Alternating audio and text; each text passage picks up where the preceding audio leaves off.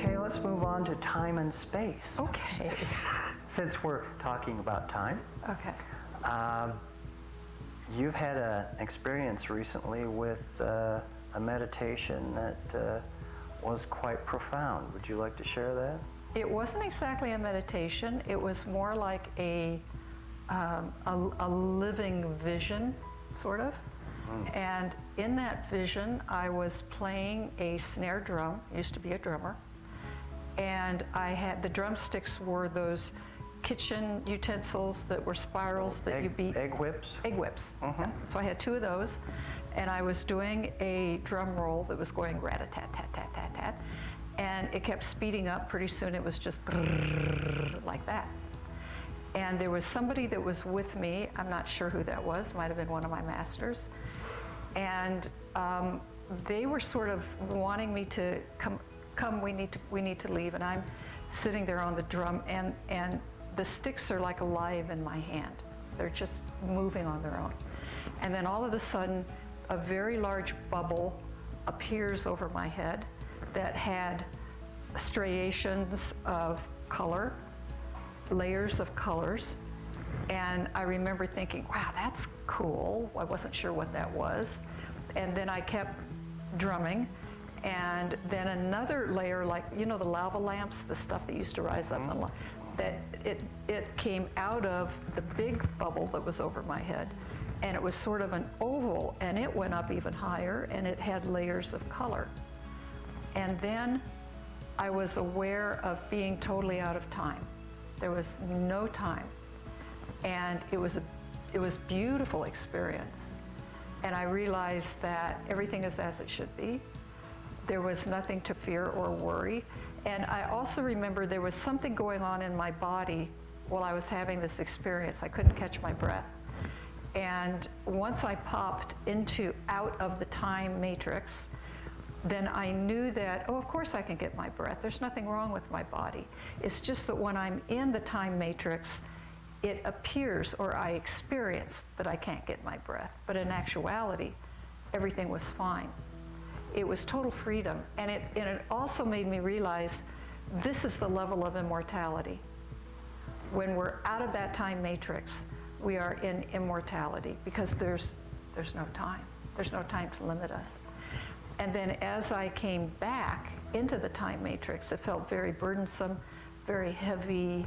I didn't really want to do it. I felt I was going back into a prison, that I was getting trapped back into it. You did not sense any passage of time while you were gone? No passage of time. Oh, yeah. Nothing.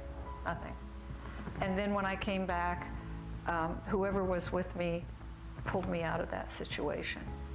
And when I came back and I started thinking about that, I realized that the egg whip utensils were spirals. And as I was playing the drum roll faster and faster and faster, it was a metaphor for spiraling up.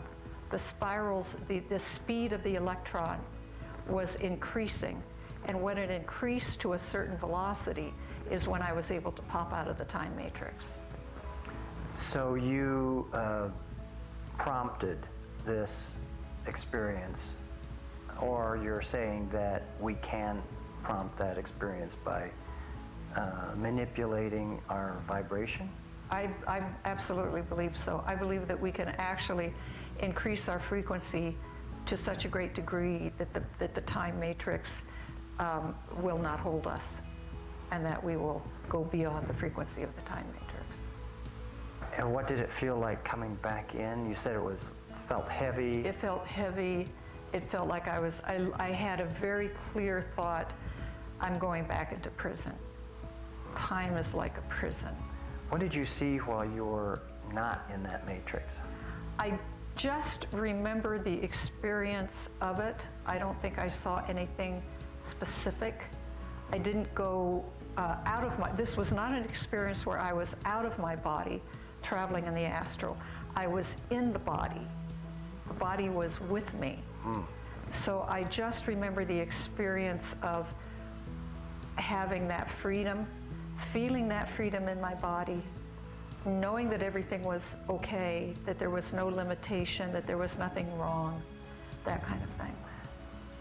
Is there an archetypal description for that bliss, that state of mind when you were out of the matrix? I would say if I relate it to my other experiences that I've had, it was relative to when I am in that energy of oneness or one with that divine energy, which is so blissful and so peaceful and very content. It's a little different. It was a little different kind of experience, but I would relate it to that because I've been in those states of consciousness where it's just really perfect bliss. It's just. This was an example of a non-dualistic experience? Yes. Yes. Because the space-time matrix has to do with the created, the experience of being in a created universe. So when the universe was created, when our reality was created, then the time-space matrix came along and was created a little later. So if you have the supreme consciousness, awareness, and then that creates consciousness, that creates mind at some level, and then mind starts to create what we term the material universe, although some of those levels are very, very ethereal and very fine in vibration. We can't see them or touch them, but they are still considered to be coming from the mental realm. And then the vibrations start to step down and things become more and more and more solid until we're down here in the physical thinking we're sitting on a solid chair. So the space-time continuum is not the ultimate state of awareness, but we are sort of, since we're vibrating at a lower frequency than the space-time continuum, we are literally sort of trapped in it and we experience it. So we experience time as a sequencing of events. And even though it's said that there's really no time, you know, we still experience it as time when we're down here in the physical until we reach a level of consciousness where we're sort of beyond that frequency range, that frequency band.